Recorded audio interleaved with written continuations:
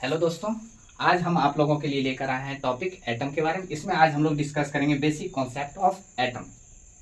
तो पहले हम लोग एटम का एक स्ट्रक्चर बनाते हैं। फॉर एग्जांपल, एटम के जो सेंटर में होता है उसको क्या कहते हैं? न्यूक्लियस। और एटम के चारों बगल जो ऑर्बिट पे जो इलेक्ट्रॉन मूव करता है उसको कहते हैं इलेक्ट्रॉन। अब न्यूक्लियस के अंदर होते हैं प्रोटॉन प्लस न्यूट्रॉन,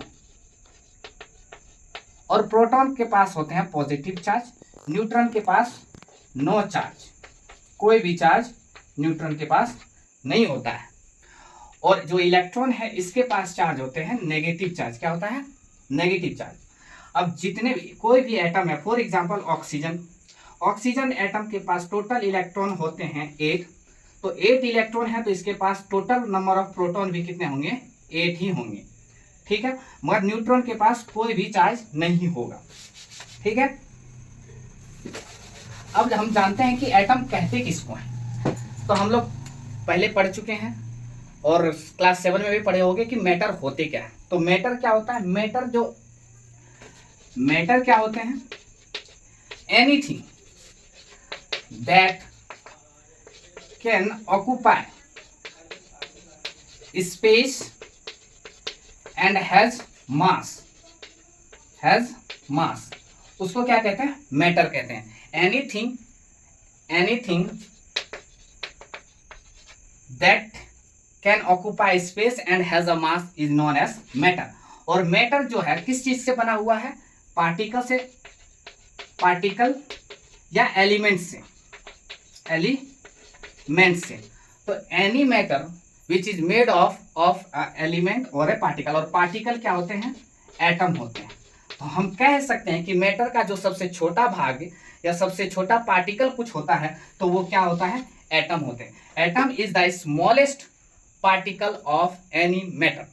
तो एटम क्या होता है? स्मॉलेस्ट। जैसे हमारे शरीर का सबसे स्मॉलेस्ट पार्टिकल या स्मॉलेस्ट भाग जो होता है वो क्या होता है? सेल होते हैं। वैसे ही किसी भी मैटर के अंदर जो स्मॉलेस्ट पार्टिकल होते हैं वो क्या होता है? एटम होता है। अभी हम लोग देखे थे डेफिनेशन एटम का। क्या डेफिनेशन है कि हम बताए थे कि एटम जो होता है स्मॉलेस्ट पार्टिकल ऑफ मैटर होता है। वैसे ही एटम का दूसरा डेफिनेशन भी है। क्या है? Atom is the smallest particle of element that can not exist independently. For example, हम देखते हैं कि ऑक्सीजन जो होता है वो एटम इंडिपेंडेंटली एग्जिस्ट नहीं करता है, O2 एग्जिस्ट करता है। O2 के फॉर्म में ऑक्सीजन कभी भी अकेला एग्जिस्ट नहीं करता है, वो O2 के फॉर्म में एग्जिस्ट करता है। फिर क्या है?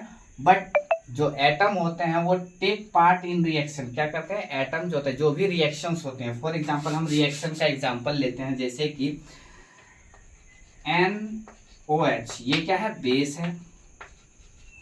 अब इसका रिएक्शन हम मान लेते हैं कराते हैं एसिड के साथ। क्या किसके साथ करा रहे हैं? एसिड के साथ। HCl क्या है? एसिड है। और रिएक्शन हो के क्या बनेगा?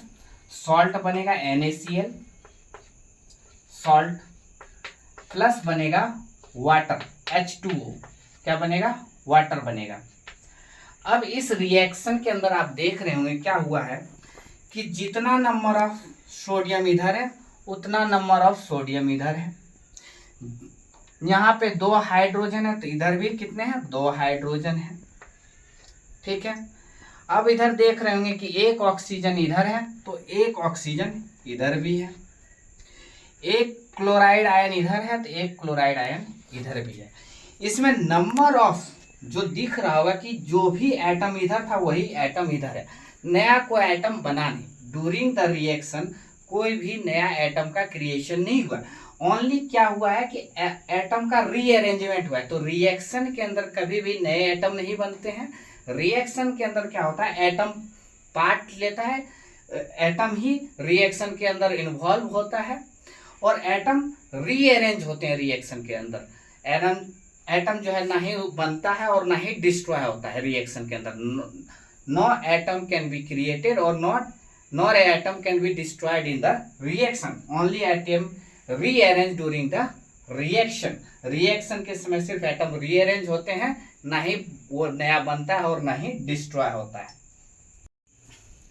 अब हम लोग आगे देखते हैं कि एलिमेंट क्या होता है। एलिमेंट मॉलिक्यूल और कंपाउंड, ये तीनों के तीनों क्या है, प्योर सब्सटेंस होते हैं। क्या होते हैं, प्योर सब्सटेंस, मगर मिक्सचर जो होते हैं वो इम्प्योर सब्सटेंस होते हैं। तो एलिमेंट जो है, एलिमेंट क्या है, एटम से मिलकर बना हुआ है। किससे मिलकर बना हुआ है, एटम से। मगर वो भी एटम किस तरह का, वन काइंड ऑफ एटम, एक group of one kind of atom को क्या कहते हैं, एलिमेंट कहते हैं। जैसे कि H हो गया, नाइट्रोजन हो गया, सोडियम हो गया, ये सारे के सारे क्या है, एलिमेंट है। क्या है, सारे के सारे एलिमेंट हैं, और ये है इंडिपेंडेंटली एग्जिस्ट करते हैं। क्या करते हैं, इंडिपेंडेंटली एग्जिस्ट करते हैं, और ये प्योर सब्सटेंस है। मॉलिक्यूल क्या है, ये भी प्योर सब्सटेंस है, मगर इसके अंदर क्या होता है, एक ही तरह के बहुत सारे एटम होते हैं, या तो एक different type of atom combine रहते हैं with the help of bond. जैसे कि H2O, O2, ये भी क्या है, मॉलिक्यूल है।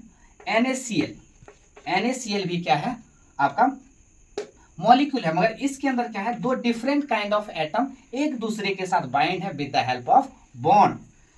और यहाँ पे अगला देखेंगे कंपाउंड। कंपाउंड भी क्या होता है, आपका प्योर सब्सटेंस होता है। और कंपाउंड जो होता है कि मान लीजिए CO2 क्या है, एक मॉलिक्यूल है, मगर एक ग्रुप ऑफ CO2 मॉलिक्यूल जो होगा वो क्या होगा, कंपाउंड होंगे। इसको क्या कह देंगे, कंपाउंड कह देंगे। अब हम लोग आगे देखेंगे क्या होता है एटॉमिक नंबर, एटॉमिक मास और मॉलिक्यूलर मास। तो एटॉमिक नंबर क्या होता है, फॉर एग्जांपल जैसे कि हमने देखा था एटम क्या है, एटम के सेंटर में क्या होता है, प्रोटॉन प्लस न्यूट्रॉन मिलकर क्या बनाते हैं, न्यूक्लियस बनाते हैं। क्या बनाते हैं, न्यूक्लियस बनाते हैं। ठीक है, इसके ऑर्बिट पे, मतलब जो ऑर्बिट या सेल प्रेजेंट है न्यूक्लियस के बाद, उस पे क्या प्रेजेंट है, इलेक्ट्रॉन प्रेजेंट है। ठीक है, तो कितने नंबर ऑफ प्रोटॉन इसके अंदर हैं, जितने नंबर ऑफ प्रोटॉन हैं उतना, उसी को क्या कहते हैं, एटॉमिक नंबर। फॉर एग्जांपल मान लेते हैं कि ऑक्सीजन, ऑक्सीजन क्या है, एटम है, इसके अंदर क्या होता है, टोटल 8 प्रोटॉन होते हैं। कितने होते हैं, 8 प्रोटॉन, और 8 इलेक्ट्रॉन भी होते हैं। कितने इलेक्ट्रॉन होते हैं, 8 इलेक्ट्रॉन होते हैं। तो इसका जो एटॉमिक नंबर होगा ऑक्सीजन का, वो क्या होगा, 8 होगा। क्यों, क्योंकि इसके पास 8 प्रोटॉन है। अब जो है हम लोग देखेंगे एटॉमिक मास। एटॉमिक मास क्या होता है कि सेंटर में जो न्यूक्लियस है, न्यूक्लियस के अंदर अगर ऑक्सीजन है तो ऑक्सीजन का हम बताए थे, प्रोटॉन है तो प्रोटॉन के पास चार्ज होता है। क्या होता है, पॉजिटिव चार्ज होते हैं, प्रोटॉन के पास पॉजिटिव चार्ज होता है, मगर न्यूट्रॉन के पास कोई चार्ज नहीं होता है। ये क्या होता है, न्यूट्रल होता है। क्या होता है, न्यूट्रल, आपका न्यूट्रॉन न्यूट्रल होता है, मगर इसका मास होता है और प्रोटॉन का भी मास होता है। तो न्यूक्लियस के अंदर कितने प्रोटॉन है और कितने न्यूट्रॉन है, उस दोनों को जोड़ देंगे तो वही क्या हो जाएगा, atomic mass. For example oxygen के अंदर जितने प्रोटॉन होते हैं उतने ही न्यूट्रॉन भी होते हैं। तो प्रोटॉन कितने हैं ऑक्सीजन के अंदर, 8 है, प्रोटॉन 8 है और 8 ही न्यूट्रॉन होंगे। तो टोटल एटॉमिक मास कितना हो जाएगा, 16। तो जब भी किसी एटम का एटॉमिक नंबर अगर आपको पता है तो उसी का डबल कर देने के बाद क्या होता है, एटॉमिक मास। क्यों डबल करते हैं, क्योंकि प्रोटॉन जो पॉजिटिव चार्ज होता है उसी के वजह से उसको कहते हैं, जितने पॉजिटिव चार्ज होंगे उतना ही, या जितना प्रोटॉन होंगे उसको एटॉमिक नंबर कहते हैं।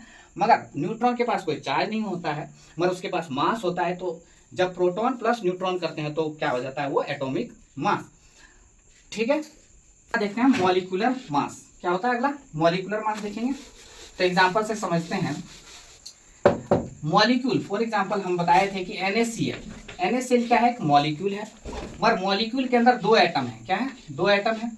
अगर पहला जो है सोडियम है तो सोडियम का जो एटॉमिक नंबर होता है वो होता है, एटॉमिक नंबर होता है 11 एटॉमिक नंबर, और क्लोराइड का जो एटॉमिक नंबर होता है 17 होता है।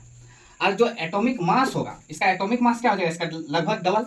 तो जो सोडियम का एटॉमिक मास होता है वो 22 नहीं होते हैं। क्यों, क्योंकि इसका न्यूट्रॉन का वजन थोड़ा ज्यादा होता है, इसीलिए एक एक्स्ट्रा होता है, इसके लिए ये हो जाएगा एटॉमिक मास इसका 23, प्लस क्लोराइड का एटॉमिक मास हो जाएगा, इसका डबल कर दीजिए तो 17 का डबल क्या हो जाएगा, 34। तो ओवरऑल जो एटॉमिक मास, मॉलिक्यूलर मास आएगा। अब 2 एटम है, अब दोनों एटम को जोड़ देंगे, दोनों एटम के मास को 23 प्लस 34 को अगर जोड़ देंगे तो वो क्या आ जाएगा, 57 आ, जो कि 57 क्या हो जाएगा आपका मॉलिक्यूलर मास। क्यों, क्योंकि ये ओवरऑल क्या है, मॉलिक्यूल है। ये क्या ओवरऑल है, मॉलिक्यूल है। और दोनों के मास को इंडिविजुअली निकालते हैं, इंडिविजुअली दोनों एटम के मास को कैलकुलेट करते हैं, और उसके बाद उस दोनों को जोड़ने के बाद जो मास आता है वही क्या होता है, मॉलिक्यूलर मास।